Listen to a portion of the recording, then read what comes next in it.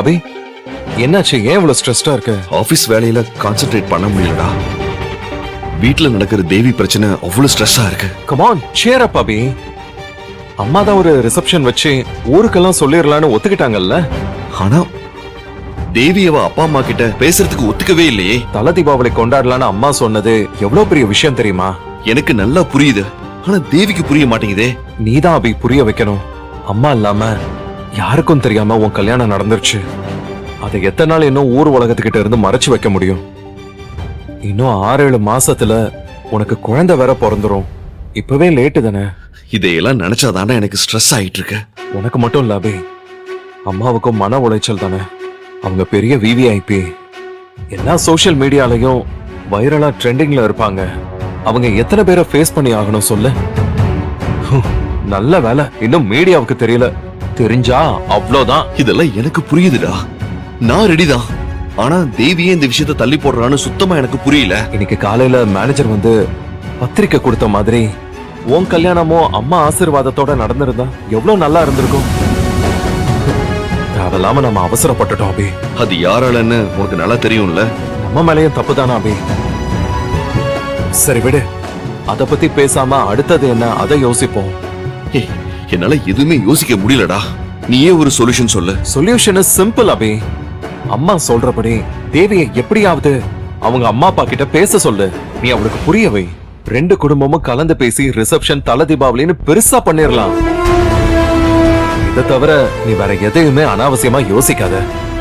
அம்மா இதெல்லாம் ஒத்துக்கிட்டதே, தேவிய ஏத்துக்கிட்டதே உனக்கு பெரிய தீபாவளி போனஸ் தான் அபி. அதுக்கு கடவுளுக்கு ஒரு நன்றிய சொல்லிட்டு எப்படியாவது தேவியோட அப்பா அம்மாவை வரவை. இதுதான் பெட்டர்.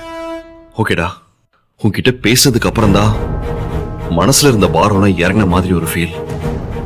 நான் தேவி கிட்ட பேசுறேன். சரி அண்ணா. ஓகே அண்ணா. டி அர்ஜுன், ஏதோ டவுட் கேட்டு வந்த. பரவாயில்ல அபி, நீ ஸ்ட்ரெஸ் எல்லாம் எடுத்துக்காத. நான் அக்கவுண்ட்ஸ்ல செக் பண்ணிக்கிறேன்.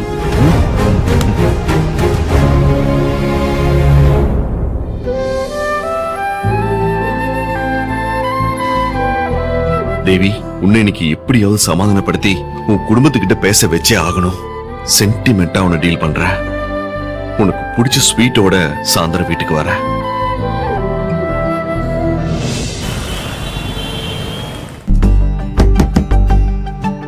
S come in. அப்பா. சத்யா, வா வா உட்கார் உட்கார். சொல்லுங்கப்பா. வாங்க சார். வணக்கம் சார். வா விக்னேஷ், உனக்காக தான் வெயிட்டிங். Hello madam. அப்பா யாருப்பா? அப்புறமா சொல்றேம்மா. சொல்லு விக்னேஷ். சார், நீங்க சொன்னதை அப்படியே போய் சேதுகிட்ட சொல்லிட்டேன் சார். இப்போதைக்கு தேவி விஷயத்துல அவர் என்ன நம்பிட்டாரு சார். ஒரு குழப்பத்தோட தான் போறாரு. தேவியா? நாளைக்கு நான் சொன்னதெல்லாம் பொய்ன்னு ஒருவேளை அவருக்கு தெரிய வந்தா என்ன உயிரோட விட மாட்டார் சார். அவர் கம்பெனில தான் சார் நான் வேலை செய்யறேன். என்ன கொன்னுடுவார் சார். பயப்படாத விக்னேஷ், உன் வேலை இங்க முடிஞ்சிடுச்சு.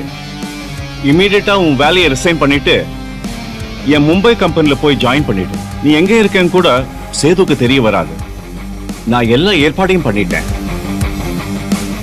இந்தப்பா என் மும்பை மேனேஜரோட பிசினஸ் கார்டு. Thank you sir. நான் உடனே கிளம்புறேன் சார். சரிப்பா, வரேன் மேடம்.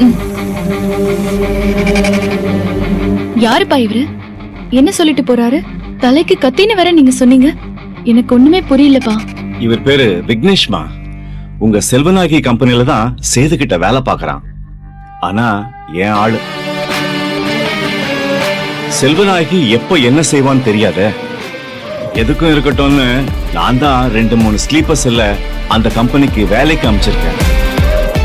2 நாள் முன்னாடி சேது இந்த விக்னேஷ கல்லிடை குறிச்சிக்கு தேவியை பத்தியும் அவ ஃபேமிலி பேக்ரவுண்ட் பத்தி விசாரிக்க விக்னேஷ் அமைச்சிருக்கு. அப்பா. ஆமாமா, விக்னேஷும் போனான். ஆனா யாரையும் விசாரிக்கல. ஆனா சேது கிட்ட விசாரிச்சேன். தேவின்னு அங்க யாரும் இல்ல. அப்படி ஒரு சேர்மன் ஃபேமிலியே அந்த ஊர்ல இல்லன்னு நான் சொல்ல சொன்னதை அப்படியே சேதுகிட்ட ஒப்புச்சிட்டான். அதான் சேது உண்மையை கண்டுபிடிச்சிட்டா உயிருக்கு ஆபத்துன்னு ஊரை விட்டே ஓடுறான். என்னப்பா இது? செல்வநாயகி சைலண்டா இப்படி ஒரு வேலையை செய்றாங்களா? நான் இதை எதிர்பார்க்கவே இல்ல. அவ ஒரு சைலண்ட் கில்லர்மா. நாம எந்நேரமும் ஜாக்கிரதையா இருக்கணும். நல்ல வேலைப்பா. உங்களுக்கு தெரிஞ்ச ஆள சேது அனுப்பியிருக்காரு. வேற யாரையாச்சும் அனுப்பியிருந்தா இந்நேரம் தேவி வாழ்க்கை நினைக்கவே பயமா இருக்குப்பா. இப்போ நாம ஜாக்கிரதையா இருக்கணும். விக்னேஷ் காணாம போயிட்டா சேதுக்கு சந்தேகம் வரும். இன்னொரு ஆளை அனுப்பி டபுள் செக் பண்ண கூட சான்சஸ் இருக்கு. அதுக்குள்ள தேவி பிரச்சனையை எப்படியாவது முடிக்கணும்னா. கடவுள் மாதிரி நீங்க இல்லனா எங்க 2 பேர் வாழ்க்கை என்ன ஆயிருக்கும்பா? சத்யா, இந்த ஃபேமிலி பாலிடிக்ஸ்ல தேவி வாழ்க்கை மாதிரியே உன் வாழ்க்கை எனக்கு ரொம்ப முக்கியமா. இப்போதைக்கு அர்ஜுனுக்கு எதுவும் தெரிய வேண்டாம். அவன் முழுசா நம்ம பக்கம் வந்து நிக்கிற வரைக்கும் நாம அவனையும் எதிர்த்து போராட வேண்டியது இருக்கும். புரியுதுப்பா, நான் பாத்துக்கிறேன். எங்களை காப்பாத்தி விட்டதுக்கு ரொம்ப நன்றிப்பா. இட்ஸ் ஓகேமா.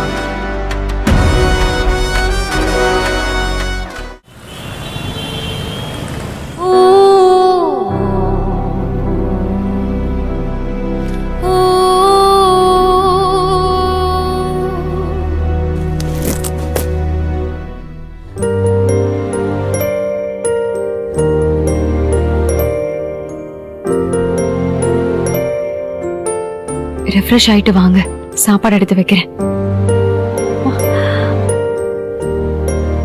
உட்காரு.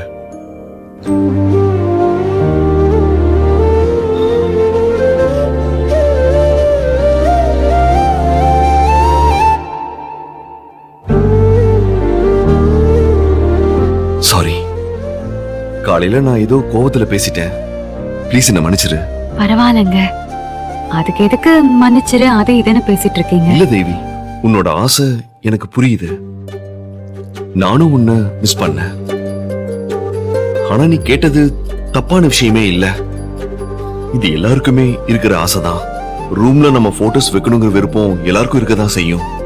நாளைக்கே குழந்தை பிறந்துட்டா அதோட போட்டோஸையும் வைக்கணும்னு நினைப்போம். ஆனா இப்ப நாம ஹாப்பியா இருக்கிற விஷயம் அம்மாவை டிஸ்டர்ப் பண்ணக்கூடாது இல்லையா? அதான் என்னோட ப்ராப்ளமே. நீ அம்மா கூட நல்லா தான் ஒத்து போயிட்டு இருக்க. அவங்களுக்கும் உன் மேல நல்ல அபிப்பிராயம் இருக்கு. இத அப்படியே கொண்டு போனன்னு வெய்யே, என் அம்மா என்னை விட உன்னை நம்ப ஆரம்பிச்சிருவாங்க. அப்புறம் உன் மேல பாசத்தை கொட்ட ஆரம்பிச்சிருவாங்க. அவங்க அப்படிப்பட்ட ஆள்தான்.